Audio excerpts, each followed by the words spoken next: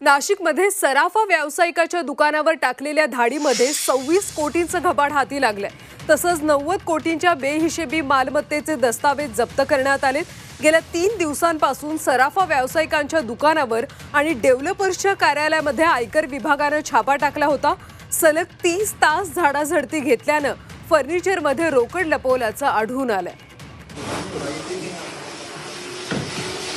नाशिकमध्ये सराफा व्यावसायिकाच्या दुकानावर टाकलेल्या धाडीमध्ये 26 कोटींचं घबाड हाती लागले।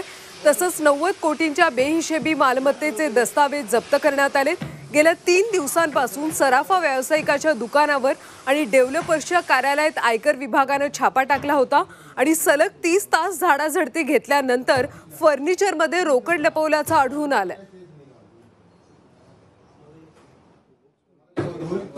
या सगळ्या संदर्भात आपण ताजे आणि अपडेट्स घेऊयात। आमचे प्रतिनिधी अमृत नोनी गॅस्ट्रिन, अपचन, ऍसिडिटी, गॅस्ट्रबल ह्यापैकी तुम्हाला कुठलाही गॅस्ट्रिक प्रॉब्लेम झाला, उपाय एकच, अमृत नोनी गॅस्ट्रिन।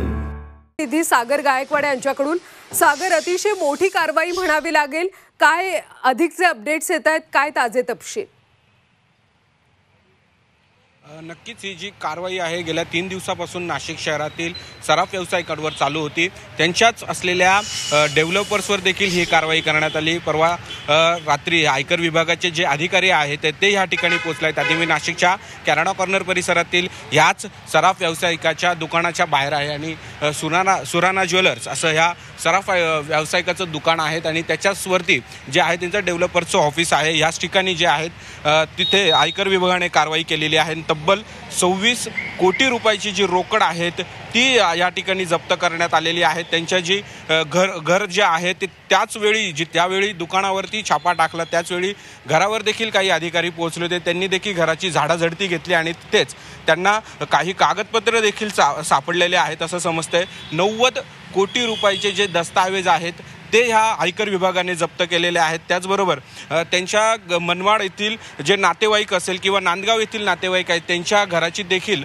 झाडाझडती जी आहेत ती आयकर विभागाकडून घेण्यात आलेली आहे आणि त्यांच्याकडचे जे दस्तावेज असतील किंवा कागदपत्र असतील ते या ठिकाणी जप्त करण्यात आलेले आहे। विशेष म्हणजे 1.5 दिवसात कारवाईत मालमत्तेमध्ये पेन ड्राईव्ह तसेच हार्ड डिस्क देखील त्यांनी जप्त केली आहे। त्यामुळे नाशिक शहरामध्ये जी ही कारवाई झालेली आहे याच्यामुळे सराफ व्यावसायिकांचे जे आहे ते धाबे दणाणले आपल्याला पाहायला मिळत आहेत। कारवाई जी आहे ती आज पहाटेपर्यंत चालू होती आणि ही कारवाई झाल्यानंतर आता हे सगळे रोकड असेल किंवा दस्तावेज असतील कागदपत्र असतील हे सगळे घेऊन जे आहेत ते आयकर विभाग इथून निघाले आहे। नाशिक मध्ये जळगाव असेल किंवा नागपूर या ठिकाणचे जे अधिकारी कर्मचारी होते आयकर विभागाचे त्यांनी हा छापा टाकला होता आणि आता ही कारवाई संपली आहे। मात्र आयकर विभागाकडे अजून कुठली माहिती मिळेल याबाबत अजून माहिती मिळाली नसली तरी थोड्याच वेळात जी आहे ती आपल्याला माहिती मिळेल आणि सराफ व्यवसायाकडे अजून नेमकी काय काय दस्तावेज आणि रोकड सापडले आहे ते देखील आपल्याला थोड्या वेळाने कळेल। नक्कीच सागर, आयकर विभागाकडे अजून काही दस्तावेज आहेत का हे पाहणं महत्त्वाचं आहे। धन्यवाद या सगळ्या माहितीबद्दल।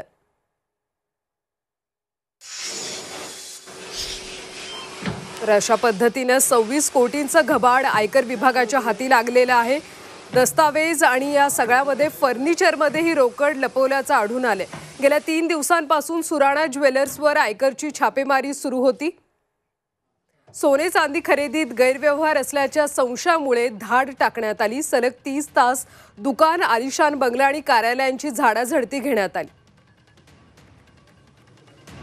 मनमाड नांदगावमध्ये कुटुंबातल्या सदस्यांच्या घरात सुद्धा छापेमारी करण्यात आली आणि या सगळ्यामध्ये 26 कोटींचं घबाड हाती लागले। खाजगी बँक आणि लॉकर्सची तपासणी करण्यात आली। दस्तावेज असलेले पेन ड्राईव्ह आणि हार्ड डिस्क जप्त करण्यात आले आणि या सगळ्यामध्ये 26 कोटींचं घबाड आयकर विभागाच्या हाती लागलेलं आहे। अतिशय महत्त्वाची बातमी आपण ही नाशिकमधून पाहतो।